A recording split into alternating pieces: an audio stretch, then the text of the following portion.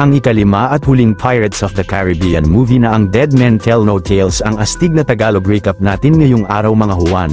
Ito ay isang thriller action-adventure film na napalabas sa taong 2017 at siguradong magugustuhan niyong lahat. Kamusta na kayo mga Juan? Mag-relax at mag-enjoy sa ating malupit na palabas at simulan na natin.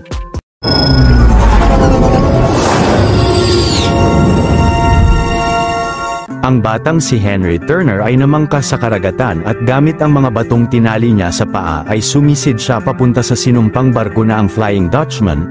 Nang agad na umangat sa ibabaw ng dagat ang Flying Dutchman ay nagpakita sa bata ang ama niyang si Will Turner na ang kapitan ng barko. Ngunit nagalit siya kay Henry sa pagpunta niya roon at sinabihan ang anak na umuwi na.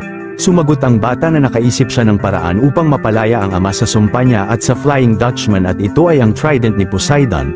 Hindi raw titigil si Henry na mahanap ito sa tulong ni Captain Jack Sparrow.